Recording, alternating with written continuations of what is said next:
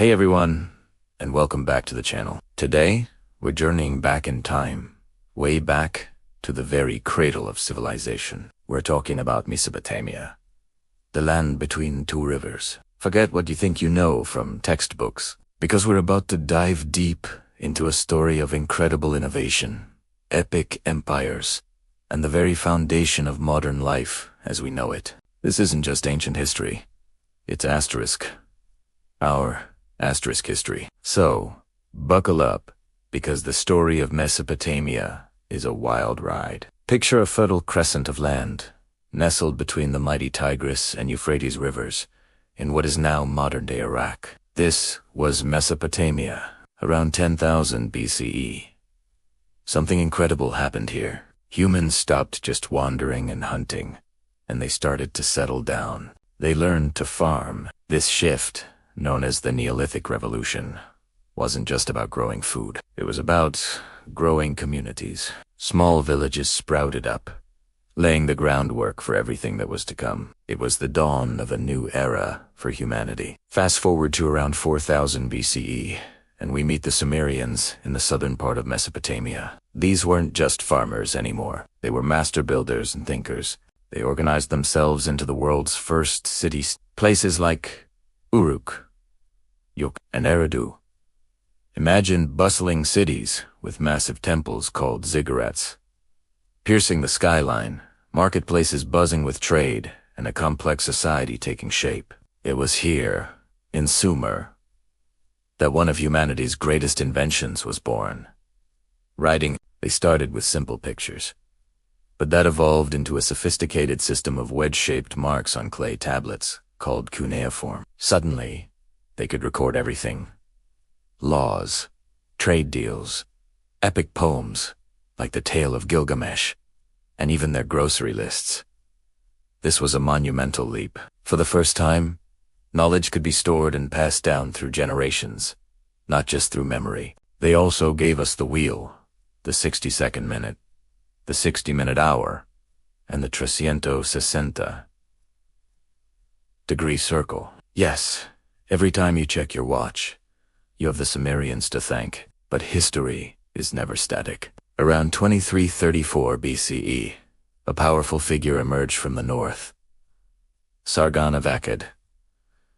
He wasn't content with just one city. He was a visionary, a conqueror who swept through the Sumerian city-states and united them under his rule. This created the world's very first empire, the Akkadian Empire. For over a century, Akkadian became the main language, and a new, centralized power governed the land. Sargon's reign showed that a single ruler could control vast, diverse territories, a model that would be copied for millennia to come. After the Akkadian Empire fell, the Sumerian cities had a brief resurgence, but a new power was rising, Babylon. And with Babylon came one of history's most famous names, Hammurabi. Taking the throne around 1792 BCE, Hammurabi was more than a conqueror. He was a brilliant administrator. He's most famous for his Code of Laws, one of the earliest and most complete written legal codes ever discovered. Inscribed on a massive stone stele, it laid out hundreds of laws covering everything from property rights to marriage. The principle of an eye for an eye, a tooth for a tooth comes from this code. It established the idea that justice should be standardized and applied by the state, a cornerstone of modern legal systems. For the next few centuries, Mesopotamia was a whirlwind of rising and falling powers. The Hittites from Anatolia, masters of iron weaponry, sacked Babylon. Then came the Kassites. But the next, truly dominant force to emerge was fearsome and highly organized. The Assyrians, from their heartland in northern Mesopotamia, the Neo-Assyrian Empire, beginning around 911 BCE, embarked on a campaign of conquest that was terrifyingly effective. They were military innovators, using siege engines, chariots, and brutal tactics to build the largest empire the world had yet seen. Their capitals, like Nineveh, were magnificent cities filled with incredible art, particularly reliefs depicting their military victories and royal lion hunts. They also built one of the world's first great libraries, the Library of Ashurbanipal, which held tens of thousands of cuneiform tablets. It was a treasure trove of knowledge from across their vast empire. But their rule was harsh, and it inspired fear and resentment among their subjects, and that resentment eventually boiled over. In 612 BCE, a coalition of Babylonians from the south and Medes from the east joined forces. They marched on the Assyrian capital of Nineveh and burned it to the ground. The mighty Assyrian Empire crumbled, and Babylon rose once more. This brings us to the Neo-Babylonian Empire and its most celebrated king, Nebuchadnezzar II.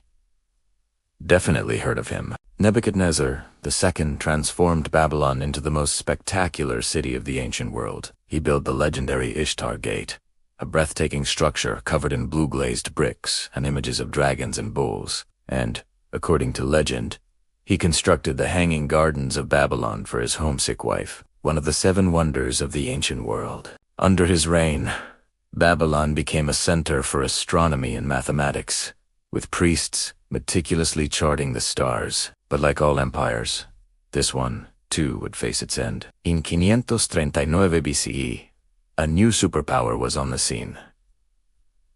The Persians, led by Cyrus the Great. In a stunning turn of events, Cyrus conquered Babylon, reportedly without a major battle. The city gates were opened for him, and the Persian Empire absorbed all of Mesopotamia. Cyrus was known for his relatively benevolent rule, respecting local customs and religions. This marked the end of Mesopotamia as a seat of native, independent power. From then on, it would be a province in a series of larger empires, from the Persians to Alexander the Great's, Greeks, and later the Romans and Parthians.